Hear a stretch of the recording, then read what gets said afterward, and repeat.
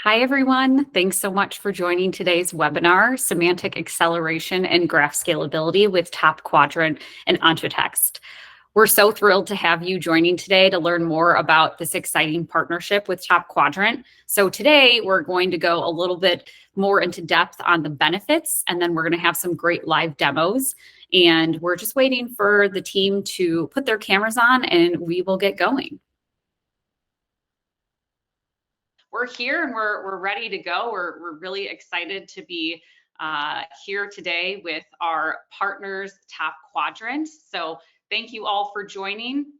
We're going to go ahead and share our screen with Naso in a second and do some quick introductions. Before we really get into the meat of everything, I want to share that at the end we have a special offer that we're going to be sharing with all of you. So definitely stay tuned. And if you cannot stay the whole time, we will have that recorded and sent out to you. But yeah, as we get started, Naso, if you want to go ahead and share your screen. Okay, we are ready to go. Amazing. All right. So as I said, we have both CEOs from Ontotext and TopQuadrant, and we have Semantic Solutions Engineer from TopQuadrant and Solutions Architect from Ontotext. So this is our team for today. And again, we're happy to have you all here and get into the meat of everything. But yeah, Naso and Nimit, if you want to kind of share a little bit more of what you're excited about for our partnership together. Yeah, Nimit, do you want me to start? I was actually thank you, Sam, Naso, Ontotext team, very excited.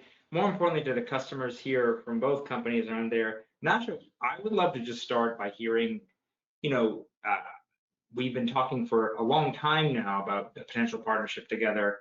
Curious on, kicking it to you, maybe like what's the genesis of it and what gives you a lot of excitement? Yeah, well, I don't want to spend people's time telling why it is important to have a tool, an engine to store knowledge graphs and ontologies and stuff, and not also about the story why you need a good tool to manage them and to do all the governance. That's quite clear. What we have here are the two probably most mature tools in this space. Speaking of commercial tools. And why it matters is that through these about 20 years, each of these tools matured to make sure it covers properly a wide range of use cases. Because just being able to do something and doing it right and doing it in an efficient manner makes hilarious difference. So one comparison that came to my mind is that okay, now, yeah, there are many engines, and TopQuadrant is integrated with other engines, and Ontotext has some other partners too. But to me, the good analogy is with a good knife. So how many knives you have in your kitchen, Nimit? Probably quite a few of those. Yeah. Because for the different things that you're doing, you need the right knife. And my excitement here is that I do know by knowing the space and knowing TopQuadrant for so long that TopQuadrant is a wonderful tool for quite a few of the use cases in the knowledge graph space. So that's my take on it.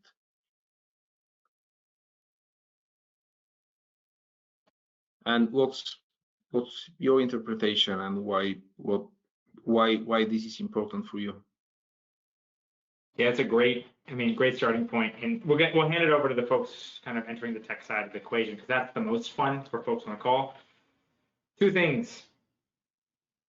Best of breed tools, it kind of lists here. I think it's just the excitement of the value we are already delivering. Many folks on the call today and folks that we interact with very often are already using both these tools together. And a tightening of that relationship allows those customers, the folks that are really in the trenches trying to deploy semantics, use their data to drive real value in their organizations, to actually really push the fold of what they can achieve. So a best of breed tool set around best of breed modeling and collaborative data management tool alongside best of breed triple store and analytics platform really can actually provide value. But the most important thing for me, Nasha, was actually just working with you and your team. I think I think about partnerships a lot around who you want to work with, people you respect, like, and want to see succeed. And for the folks on the call today, this is just the tip of the spear of what we can do together and what we are going to be doing together. And so you know, GraphDB and Ontotext has been alongside Edge and TopQuadrant for, as you said, around 20 years plus, each really building high quality businesses, teams that are driven towards value. And so just the opportunity to work along such a natural partnership that just made sense is where we are really excited about. Yep. Yeah, we managed to say more or less the same thing in 2 or 3 different ways. So we should be on a good way. Great. We'll take it away. Yeah, shall we proceed? Take it away. So I mean, one thing that comes up is that it took about 10 years for the market to pick up the knowledge graph story and to pick up graph technology. I mean, obviously, when we were both starting with TopQuadrant 20 years ago, there was no market, and then some market emerged probably 10 years ago. Speaking of proper commercial market, and then it took quite a while for the best and the worthiest and the most mature organizations in the IT sense to come up with their successful use cases, right? So you had plenty of organizations which do have graphs used here and there for different purposes, with or without semantics. Now we got to the point where all these success stories are already there, and the enterprises which went through this are at the stage at which they should be able to consolidate. So they should come up with a graph platform that can serve multiple use cases and host multiple use cases and graph deployments, and be able to benefit on the synergies and reuse and everything. So it goes all the way from being able to deal with structured data and with content, and what's most important, to provide the necessary the different interfaces and views on top of this knowledge graph. Because what we've seen with many of these early days projects is that you get a core team in an enterprise which is very, very skilled. We had the chance to work with a few of those, and they build a graph that really does the job does something really complex and interesting for an enterprise. And you know what? Then the next problem is that the other engineers through the organizations and the application developers just can't deal with a knowledge graph that is that complex, and they can't learn the model and write Sparkle. So having the right interfaces is really, really important. So to give you a bit of an overview of the big picture of such a graph platform, like what tools are part of this and what kinds of knowledge they deal with.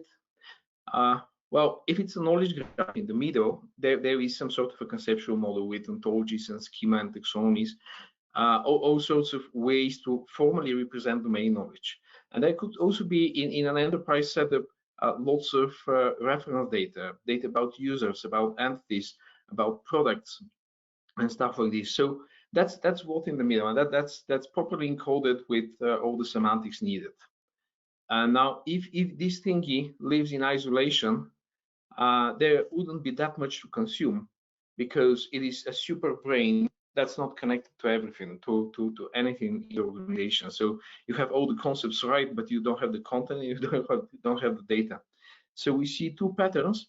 One is when you use this knowledge graph to access documents, to index documents and to search documents, and we call this semantic knowledge graph. The way it works is that you essentially get the metadata about these documents as part of the knowledge graph to ease all sorts of semantic search and access.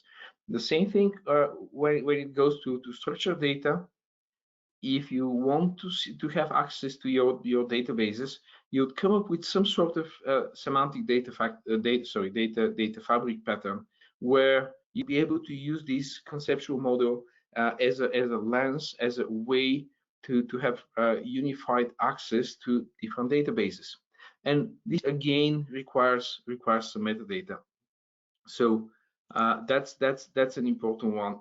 The tools that you need to build both patterns, yeah, it's obviously if you want to deal with to go in the content management and knowledge management, you need some knowledge management tools and text analysis tools, and in a similar way you need another set of tools to deal with structured data and essentially be able to generate this metadata that allows this access and enables the semantic data fabric. There is also to be pragmatic. For all these cases, you have metadata that is already present somewhere in the organization. So in the case of the knowledge hub, where you have a content management based on a graph, it would be a shame not to pick up the information, not to extract metadata that's already present in SharePoint or G Suite or whatever CMS. In a similar way, if you are in the data fabric pattern, it would be nonsense not to pick up data that is already available in these data catalog systems that became so popular. So to finish up the picture, on the engine side, on the management side, obviously you can use for analytic purposes LLMs and other AI models, and you need different kind of integration with different types of storage, like document stores for the metadata, the documents, and then the popular these days vector databases and search engines that deal with vectors for at least as long as Ontotext and TopQuadrant are around. These are both tools which do well when similar documents, similar entities should be retrieved, and obviously there are plenty of use cases in which that's precisely what you need, with or without LLMs. And there is also always space for graph engines that are strong on the very strong and specialized on the analytics side. So that's the full picture. And now implementing this one, actually there are quite a number of requirements and choke points where most of the vendors would essentially not be able to cover, and this can become a problem for an enterprise-wide knowledge graph platform.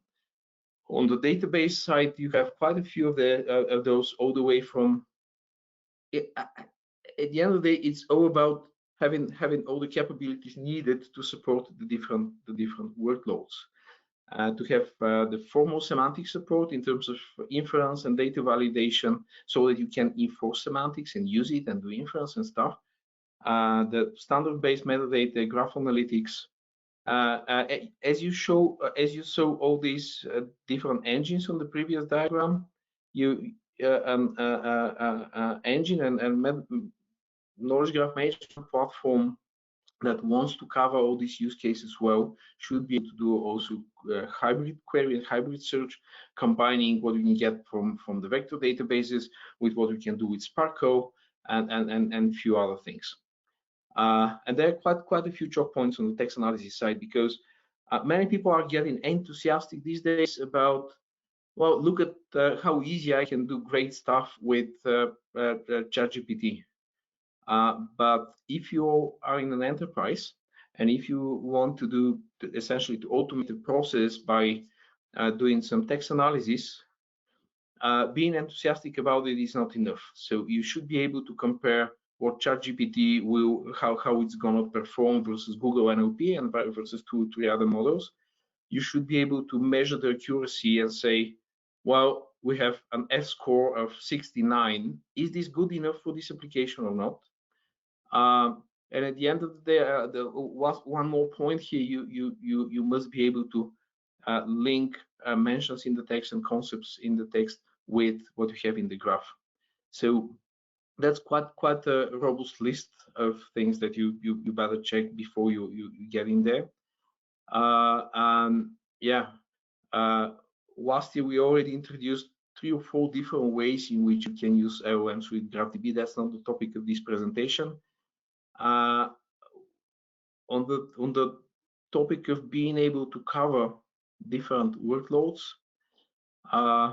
well, we are happy that last year, 2023, we were able to get audited results for 2 of the most comprehensive graph benchmarks, showing that it's not only what RDF is expected to be good for, semantic metadata management, but we managed to pass also the social network benchmark analysis, which is all about graph analytics, designed by Neo, several PhD topics, PhD thesis just on the design of it. And now it's the first engine that passes it and passes both of them. Going to the text analysis side and closing up what I want to share. Anti-linking is this task of being able to say, well, I got some text analysis and I spotted an entity called Paris, and I need to disambiguate, and I need to be able to pick which Paris of the 3 or 5 or 23 that I have in the knowledge graph, which is the one that is referred now. So to make sure that you mention the reference in the text to the right entity in your graph. That's a sort of disambiguation problem.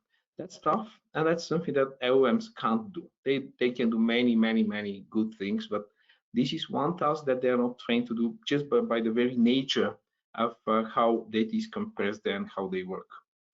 And what we mastered at Ontotext, because being able to do these things is very important, is we adopted not 1 but 4 different AI models that can deal with this, depending on whether you need a multilingual approach or English is okay, whether you need a specific domain like medical, and so on and so forth. So again, as I started, there are good reasons why you have many knives in your kitchen.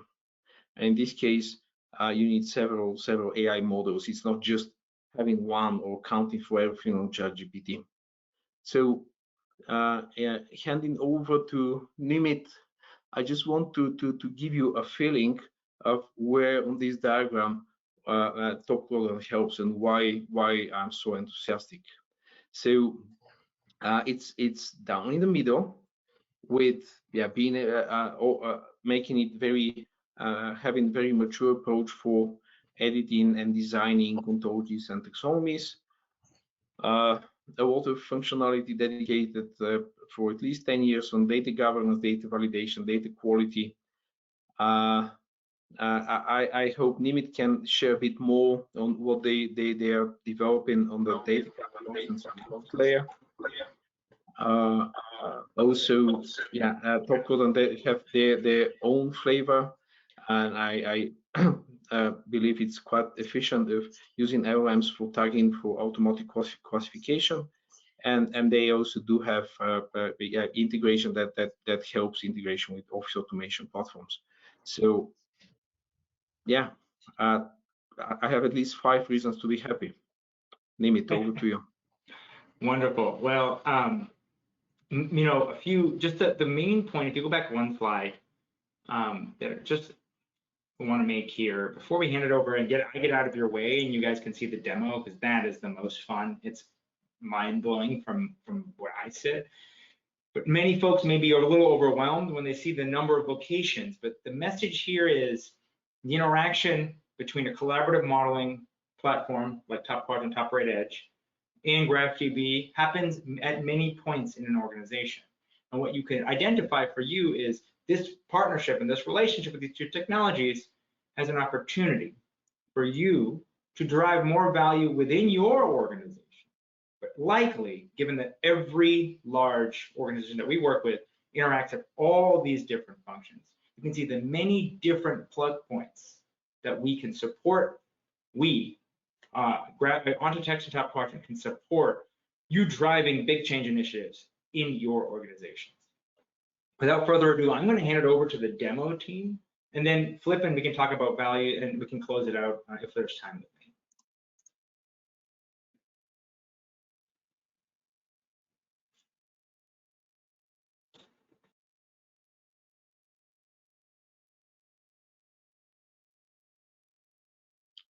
We don't hear you now.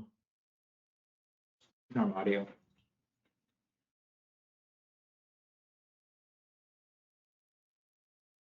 Perfect. Thank you, Nimit. So let's get right into it. I'm going to do a 10,000-foot view, and I think everyone can see my top right edge screen. A 10,000-foot view of, again, this concept of better together and where Top Quadrant can fit.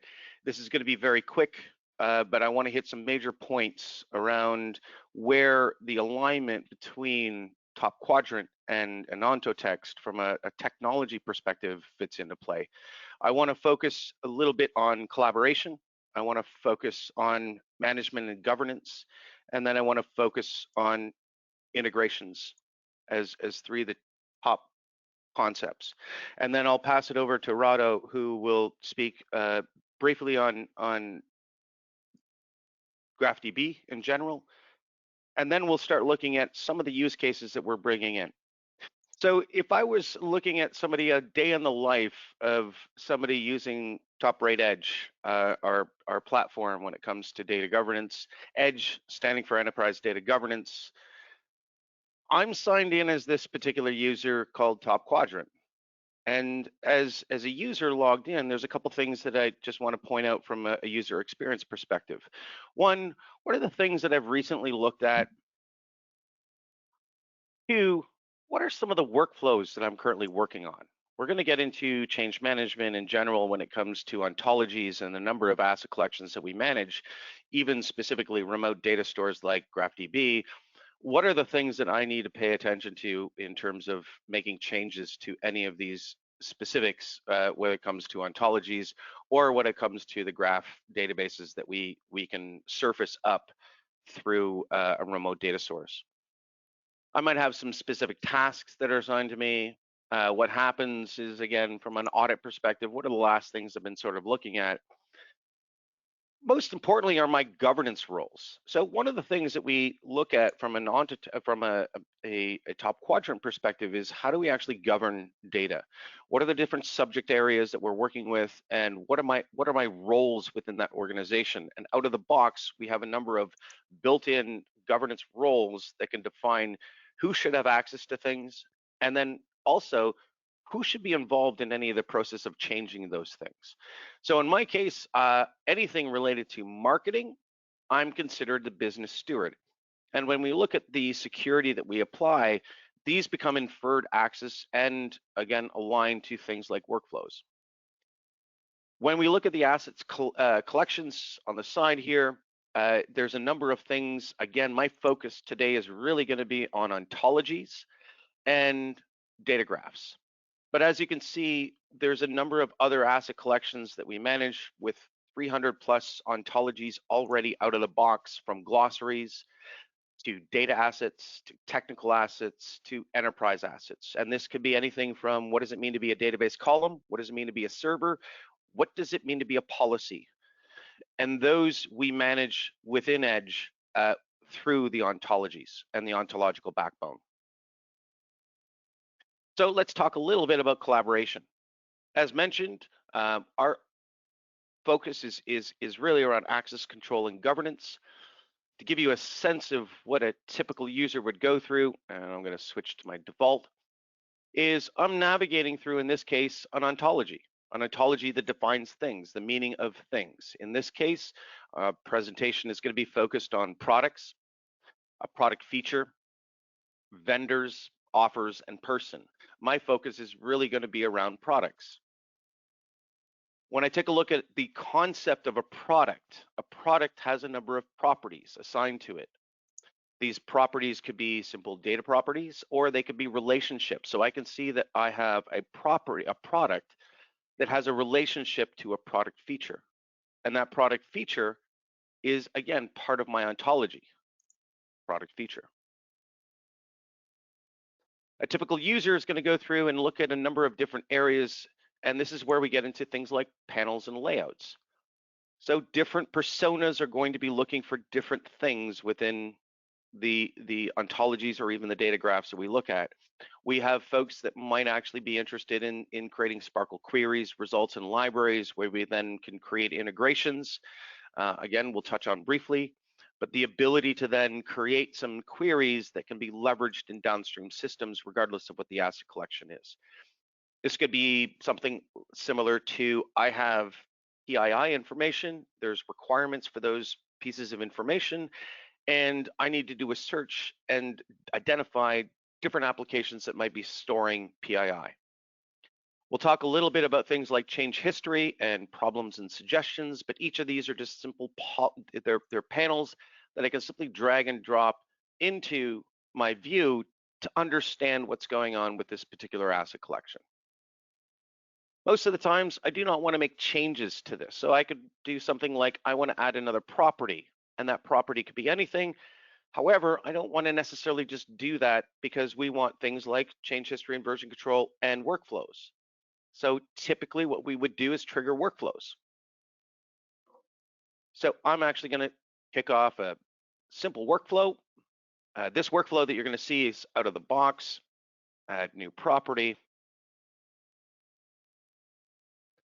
And so instead of actually making changes directly into Edge, instead I'm going to go through a process. Again, as mentioned, this is the out the box workflow, but most of our customers, when they look at making changes to anything within an asset collection, are going to go through a process by which it goes into an uncommitted state, it gets frozen for review, it goes through an approved or rejected phase, and then it gets committed. So the changes that we're making not only are captured in the change history log, but they're also captured in things like the workflow itself.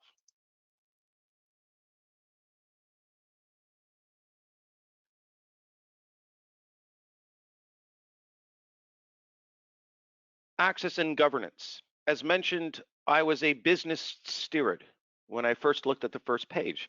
So now I have inferred governance roles and access to collections based on my role in the organization. So instead of just setting access on a particular collection, in this case, I'm looking at an ontology, I'm going to infer that governance role access based on my role in the organization and the subject areas assigned to it. So as mentioned, this was related to something in marketing. As part of marketing, that subject area suggests that I'm a business steward. There's about 12 different out-of-the-box roles that can be extended that define who should have access to content within Edge. And so you can see that as the top quadrant user, I have inferred governance access. We also want to talk about things like web services, so integration.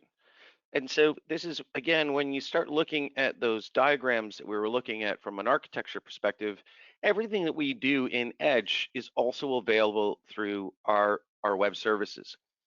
And there's some key interesting integrations, specifically around GraphQL and Sparkle. So any Sparkle query that we can create, and this is out of the box, and this is how the integration works with Ontotext GraphDB, is the ability to then call, update, so you get boast and get concepts of information that's sitting in Edge. It also includes a number of options for things like, I want to trigger a workflow. So some change happens somewhere in my ecosystem where I need to get notifications, and those can be automatically kicked off, for example, with things like the create workflow web service. So on the integration side, we have the options of things like everything you can do, as well as GraphQL, Sparkle, Search, and the TBS services that are available. So we've talked about workflows, super key component when it comes to things like the access control and governance. We've talked about integrations. We've talked a little bit about things like Shackle. One of the key differentiators from a top-grade Edge perspective is our integration with Shackle and defining things like, in this case, I'm looking at this property called product feature. And if I look at the actual source code, you can see that I have things like property shapes, and it defines things like cardinality. That means I have to have a minimum of one product feature when I look at a product. So on the ontological backbone, I can also start creating inferences and constraints around all of the objects that are managed within other applications like GraphDB. So in my case, I'm looking at the ability to say this has a minimum count of 1. And when I actually look at the data itself, so if I were to go to a collection specifically around this BSBM, I can search for a specific item. In this case, I'm going to look for something called crisscrossing. And in crisscrossing, you can see now I'm viewing data that's being managed in GraphDB within TopRate Edge. And what I can see immediately, well, first, this is a remote data asset. Obviously, this is actually sitting in some other, this is sitting in GraphDB. I see relationships like the producer, the product features that we talked about. The ontology is defining all of these things. And in the ontology, I define things like date and publisher. The last thing I want to point out is things like problems and suggestions. So the ontology that we've defined through governance, through workflow, any changes that are made through it, I can see information about those ontologies specifically within Edge that define, in this particular case, I'm looking at one thing called crisscrossing that's supposed to have a date and a publisher. And so problems and suggestions, I can run either on a item by item or instance by instance, or I can run this across the entire asset collection. So now we can start looking at how do we define what these models are, the inferences and the rules around those models, how do we collaborate around them, and then how do we apply them across those different landscapes of data through our integrations. And so with that, I'm actually going to now pass this over to Rado, because what Rado is going to do is take it from here and show how we can actually view that information from a GraphDB and give you an overview of GraphDB.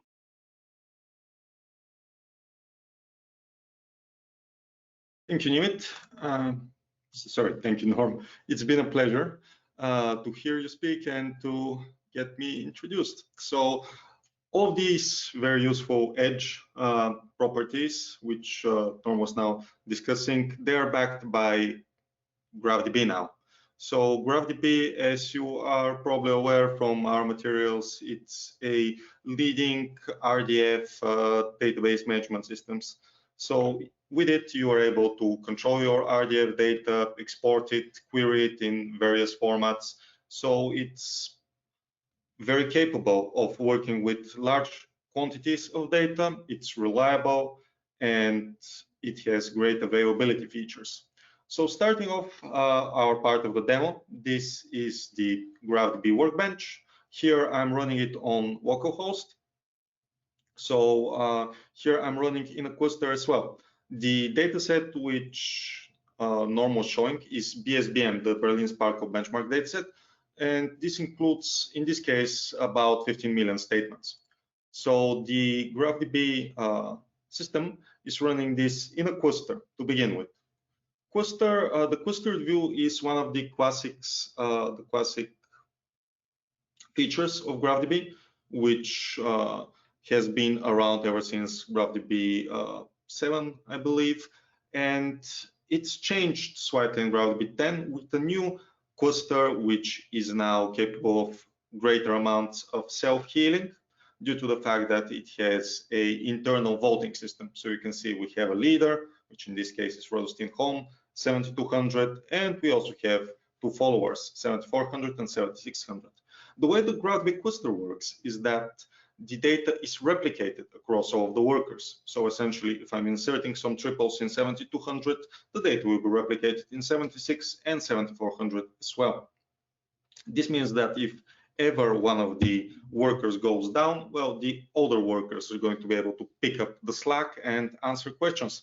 It also allows you to have a greater degree of scalability, meaning that you can have more and more parallel requests on the different workers, because the cluster leader works as a load balancer. You send a query to the cluster leader, which in this case is 7200, but it can change dynamically, and it can decide which of the workers, including itself, is the least busy and have it answer the query. Talking about query answering, one of the strengths of GraphDB, which Norm was mentioning at one point with inference, is that GraphDB is capable of inferring data. So inference would be being able to infer things based on what we already know. So we don't need to explicitly write down everything which we know about a certain subject. We can just rely on inference. GraphDB has a few built-in inference models. Those are including the RDFS Plus as well as Owlhorst. And you can also add your own custom rule sets. This one query which I'm running right now is against the specific from onto implicit named graph, which means I'm querying all the triples inside the named graph which are implicitly obtained from the data, so all the inferred triples. And as you can see in this data set, because it's not very linked, I only have about 3000 inferred statements. I can scroll further up and you can see that most of these are subclass of. So if you have a parent class, then you have subclass cases. One of the other advantages of GraphDB is our connectors. So in this case, the cluster is running an Elasticsearch connector for BSBM, and I've extracted the label values for every single product type one. So every single instance of this type, which has a label, it would store this label in Elasticsearch. So if I run Sparkle query, Elastic query specifically, it's going to give me back some results. So as you can see, I've done the label crisscrossing query to continue from what Norm did. And in this case, we have 3 results because, as it turns out, crisscrossing is not the only instance of crisscrossing in the data set. So we have crisscrossing on its own, which has the highest score, and we also have crisscrossing used in some longer texts. And of course, those will be with lower score. You can combine this data with GraphDB data.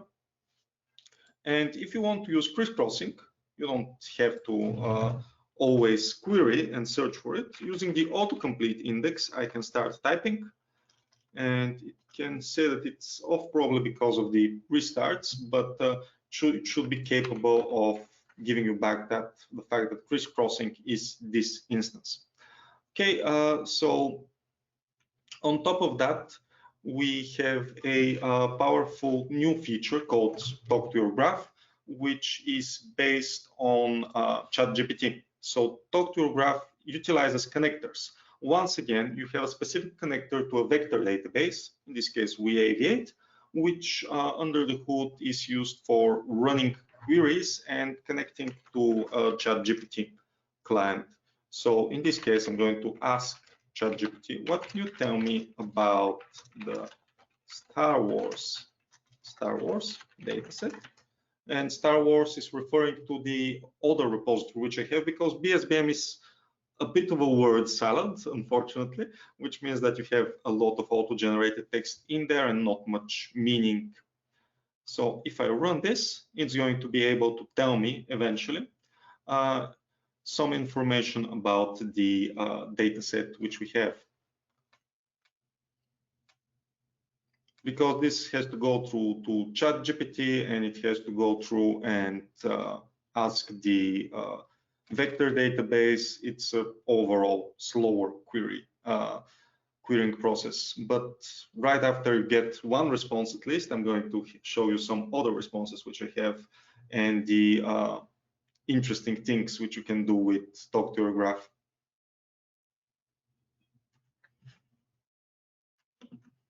There we go.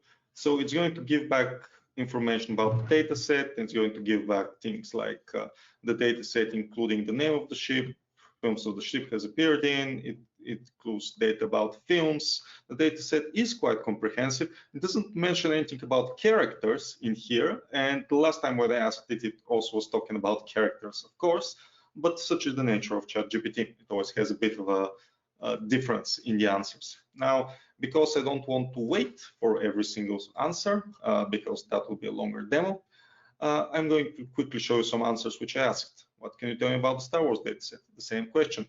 Who is Luke Skywalker? It's going to give me information about Luke. Do they have a sibling? Now, here's where it gets interesting. Well, it's going to say that based on the information provided, you can't know if Luke has a sibling. However, ChatGPT knows, connecting to the wider knowledge base, that there is more information about Luke Skywalker. And in the Star Wars universe, you know that Luke Skywalker has a twin sister named Leia Organa. So it's going to clearly state that this is not from its own dataset. With outside information, are there any errors in the dataset? Well, it's going to provide me with 5 errors. Of course, it can be more errors. And then I've provided ChatGPT with the some namespaces about the dataset, and I've asked it, hey, can you give me back the missing information in RDF format? And it was helpful enough to actually work and ask me back the information using the format which it already uses for the data. It can also do useful things like generate shackle shapes for the data inside this dataset and many others. Now, the important thing to note at the very end of my part of the demo is that while Star Wars dataset is relatively small, GraphDB can support huge datasets with really good availability, especially with the cluster. Talking about that, we are often facing datasets of hundreds of millions or billions triples without much issue, which you can read all about that on our benchmarks part. Now, the final thing which we want to show is our shackle capabilities, because it's available in Edge, but things like GraphQL queries and shackle you can also get from GraphDB. However, of course, Edge has the benefit of being a UI tool, whereas ours, and not only, of course, whereas in our case, shackle is more of a backend solution. And you can see that here I'm trying to validate the shackle BSBM against the BSBM repository. So it's going to give me back information that it doesn't conform, and the response will be this RDF formatted response, which is what shackle is under the hood. Now, for a better UI, which is resolving that very same validation, you can check with Edge and Norm. So it's back to him.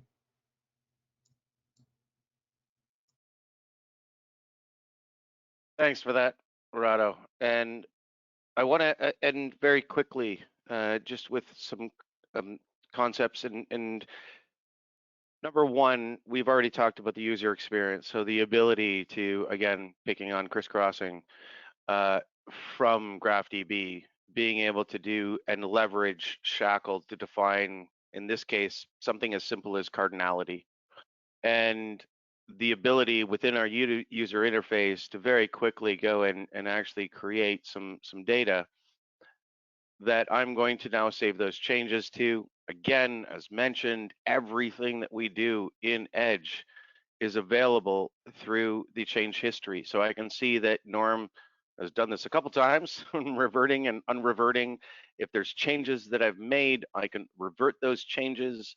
Again, depending on my permission and where we are within the process. But if I were to actually go and run that same sort of Sparkle query on that same concept of crisscrossing, I can now see that it has date and publisher. So I can see that January 30th was the date that was assigned to it. I can see the relationship that was created from a publisher perspective.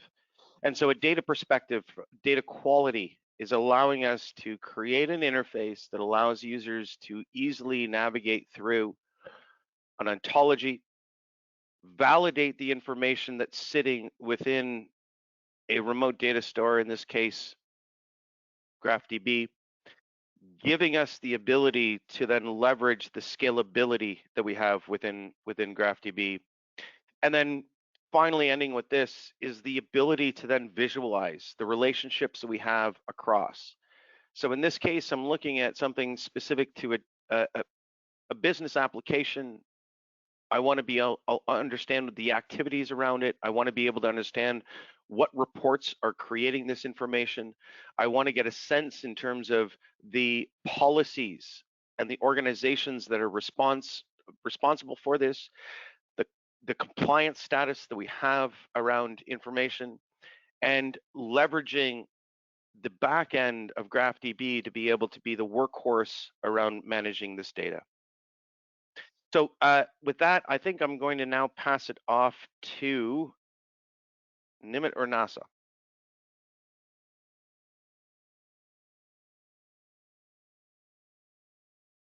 Wonderful. Brado, Norm, thank you for that demonstration. It is really, every time I see GraphDB, I get more and more excited because there's new things I've learned. What a wonderful opportunity to begin there. So before we close up today, just want to talk a few things about the benefits. So what does this mean for everyone on the call? Obviously, there's great technological features and value. For GraphDB users, it's a collaborative UI, right? You get an entry point that allows you access and collaborative access to your semantics. So everything that's inside a graph database, if used through and engaged through Edge, it's tracked, it's governed, it's managed, it's reviewed, it's version controlled. All the things that when you put some of our most important applications that are owned by many, many people, or even more often many teams, are essential. Amongst that is semantic modeling capability, visualization, search, and edit capabilities, governance, as I said, and data quality. That is the elusive data quality that folks are needing across information. Go to the next slide. For GraphDB users, it really is three things. For TopQuadrant users, sorry, I'm going to go back 2 slides. Apologies. For TopQuadrant users, it is exactly what you think it is. It is scalability, performance, and using the best of breed technology in triple stores. Centralized data quality that's enforced at the source, and then a robust suite of features and analytics tools that are built on top of and into GraphDB. Lastly, together, what does this all mean? We can hop forward 2 slides. As I said at the top, actually back one, as I said at the top of the discussion, and Nasha and I talked a bit about this, it's not just about interesting technology, that's always great, but it's about building business moving applications, imminently reusable data products, and layers of semantics that drive your organization. In the life sciences, this is an example where you can actually engage not only important ontologies and taxonomies, which you can do in either Edge or GraphDB, but actually build high quality applications that can do more, drive outcomes, and have typically a dollar denominated outcome, or euro denominated outcome that helps make the case for all the great initiatives you all are building. These are just a few that we see that already interact with high quality GraphDB usage alongside critical collaborative features that come with Edge. In the financial services, a lot of it's around policy automation, financial asset collaboration, and product market governance that enables your strategies to come to life. Lastly, the last slide, is an opportunity to make your organization AI ready, right? This will be the theme of 2024, and we'll talk more about this in some of our series, but AI, we see a lot of experimentation happening, and a lot more will continue to happen. The semantics that you build in the information that sits inside that GraphDB repository will be some of the most valuable context for the collective wisdom of your organization. But in the middle category, it's the best training ground for those generative AI tools that are going to be inside the Fortune 500 organizations that we work with. Close your eyes and open them. 5 years from now, every organization is going to have their own specific, context-specific generative AI model that's going to help accelerate the work that you do. And the information and the work you put in today will enable that and will be the central piece of it.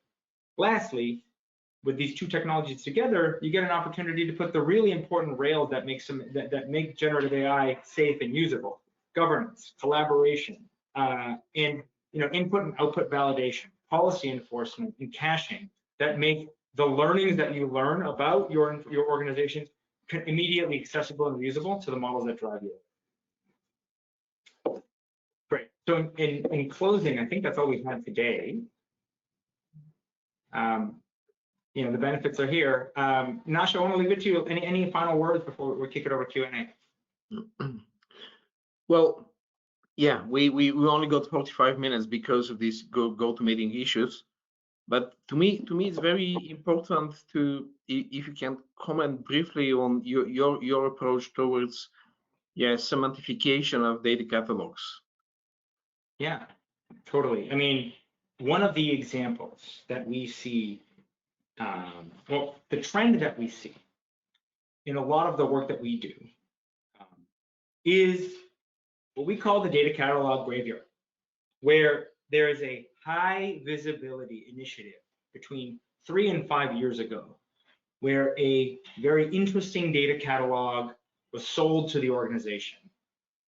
Calibra, Elation, you can name them.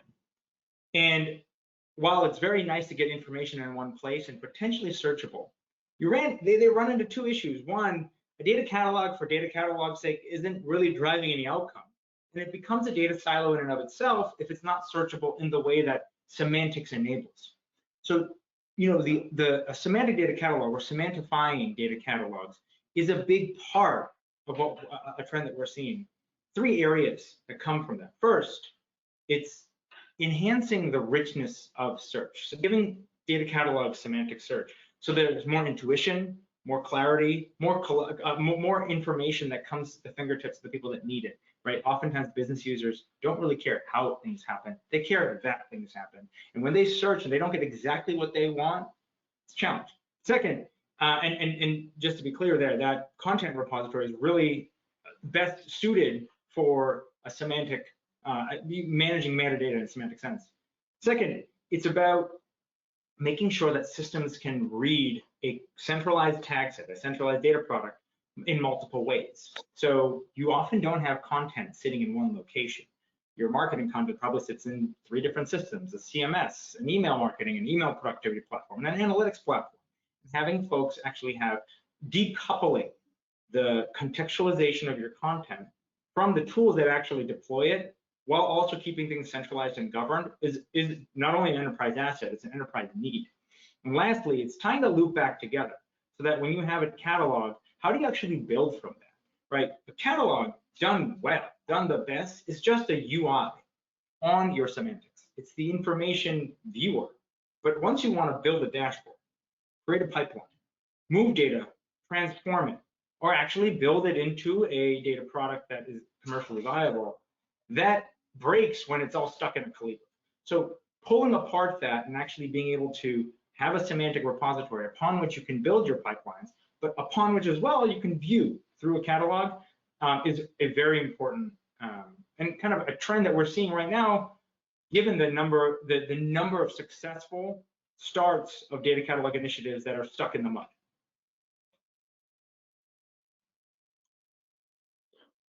Well, yeah, wonderful. Thank you. So, Sam. Yes, thank you so much, Nimit, Naso, and Rado, and Norm. I hope everybody who was able to join really felt the value come through with the demo and learning more about this partnership.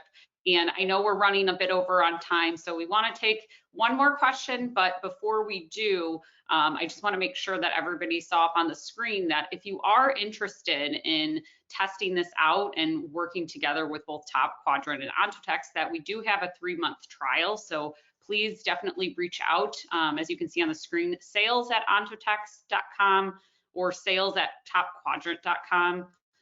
Please reach out directly and we can discuss this more. But again, for the sake of time, we want to take one more question. Thanks for everybody who's hanging in there. So one of the questions came from Dennis regarding the LDBC benchmarks.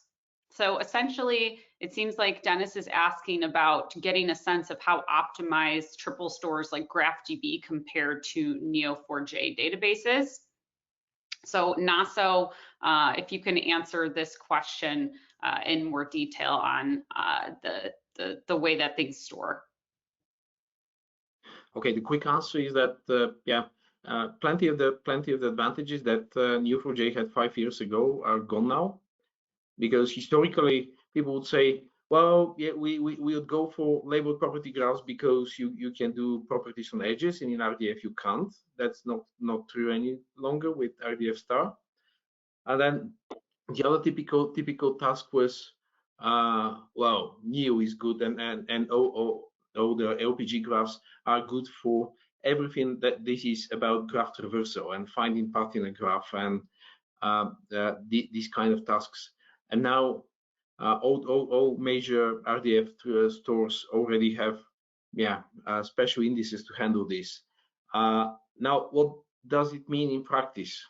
In practice, there is a single good benchmark for this, and it is designed by Neo, by the way. This is semantic social network, not semantic, social network analysis benchmark. And we audited and published results, and they don't. So yeah, the question was implying that they have some sort of advantage. They probably do, but they're a little bit shy to testify it. So that's my comment. Okay. And in terms of limitations on the overall size of the graph, I think nowadays it's quite comparable across all the graph databases. What you can do bigger, and sometimes people are getting misled. If you go to the website of this Linked Data Benchmarking Council, you will see many audited results about very big graphs, very big scales. And when you look at it, it's not a database engine. It is a graph analytics system where you have queries hard-coded and fine-tuned for months in C++. So it's not database, it's graph analytics, and that's a completely different ball game. So there are plenty of graph analytics platforms that can do more complex and more efficient clustering of a graph or pathfinding deeper than everything. Yes, that's right, but that's not your database. That's a completely different beast. One thing to add, just so we see a lot of our customers shifting away from Neo4j projects, because while easy to get started, it actually, just by LPGs alone, the structure is limiting. When you go open standard, when you use semantics, when you're using triple stores, it's less about scale and actually about the ability to better engage different systems. So also the support model we've heard has actually been tough from on the Neo4j side. So we've seen, and I don't have a horse in the race here, but like we've seen people shift away from LPG project mostly because the world is moving towards triple store semantics. Great, thank you. Well, again, I know we ran a bit over, and appreciate everybody's patience for waiting if you had trouble logging in earlier on today, but thanks again for your time, and thank you Nimit, Naso, Rado, and Norm for the great presentation and information. And like I said, if anyone's interested, please reach out directly to us. And as always, we'd love to see you follow both Ontotext and TopQuadrant on LinkedIn for more information and any exciting updates that we have coming. So thanks again, and thank you Naso and Nimit for the great presentation today. Thank you, Sam. Thank you all.